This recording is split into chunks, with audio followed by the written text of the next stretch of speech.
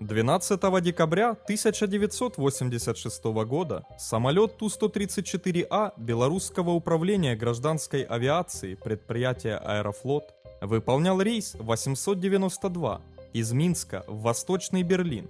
На борту авиалайнера находились 9 членов экипажа и 73 пассажира.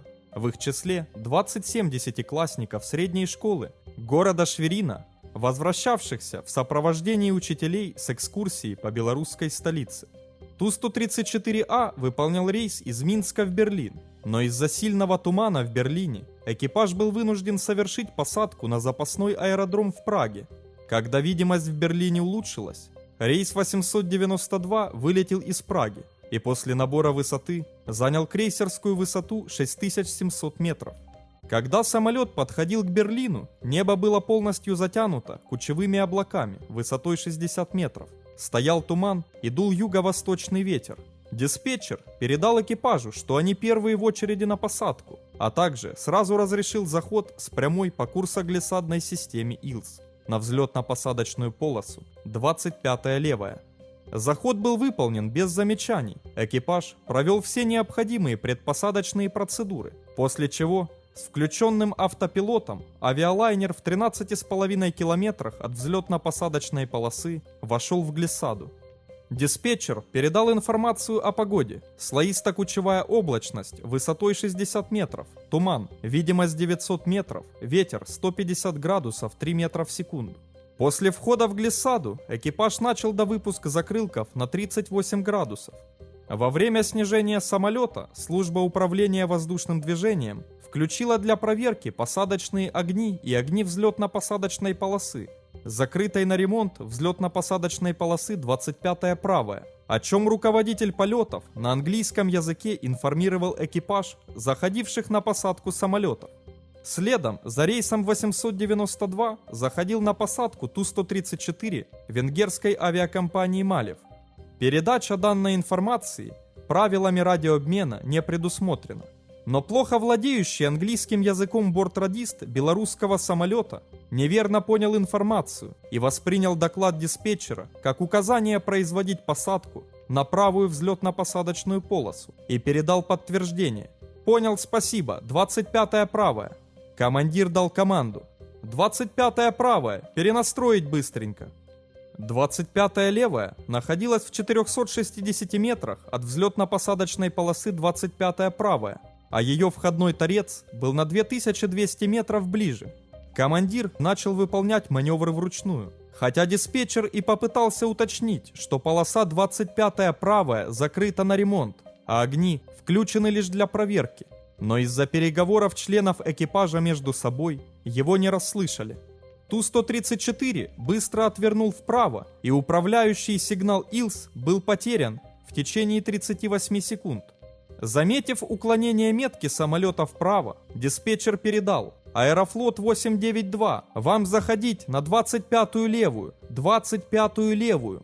Экипаж подтвердил получение информации, после чего командир экипажа дал команду: «Перестав назад», а штурман: «Влево 230 градусов». Одновременно диспетчер передал: «Доверните влево, доверните влево». Ту-134 в это время был в 450 метрах правее посадочной глиссады и на 60 метров ниже ее.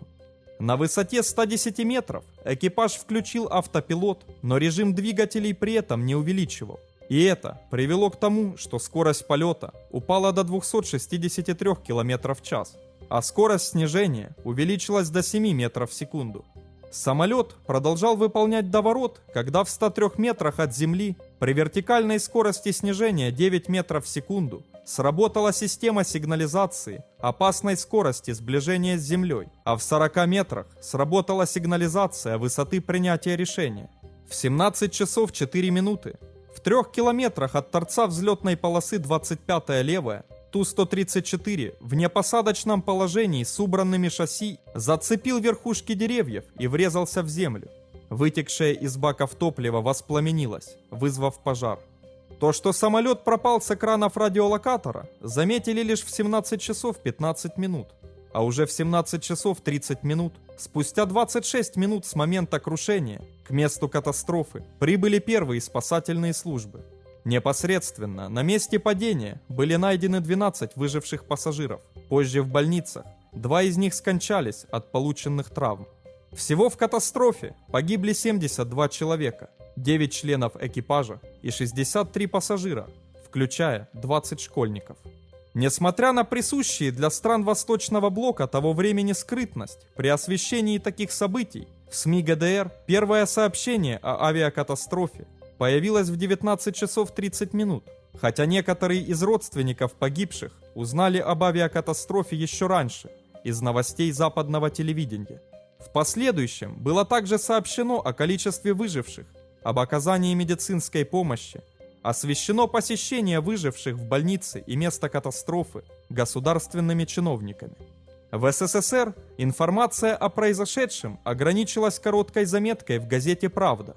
Соболезнования в связи с авиакатастрофой. Центральный комитет Компартии, Государственный совет и Совет министров ГДР выразил глубокое соболезнование семьям и близким погибших. Но тем не менее, по городу Шверин, откуда была погибшая группа школьников и учителей, стали распространяться слухи о том, что якобы русский экипаж был пьян, либо самолет был неисправен. В результате в городе возникли антисоветские настроения.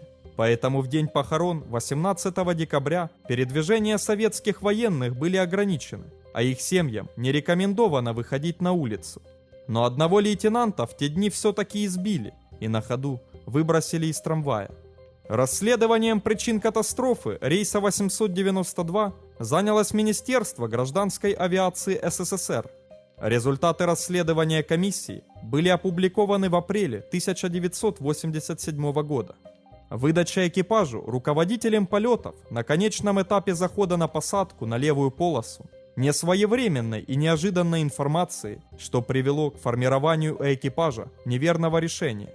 Ошибка бортрадиста самолета в отношении мнимого изменения разрешения на посадку, которая не была обнаружена другими членами экипажа, отсутствие взаимного контроля действий отдельных членов экипажа, трудностей в понимании английской фразеологии полетного радиообмена, недостаточных знаний и опыта применения правил международного полетного радиообмена. Командир воздушного судна не принял в возникшей ситуации ни одного из двух необходимых решений о прекращении захода на посадку и ухода на второй круг, необходимость в которых возникала 5 раз до пролета высоты принятия решения. Экипаж не продолжил полет по разрешенному ранее курсу захода на посадку по требуемому регламенту.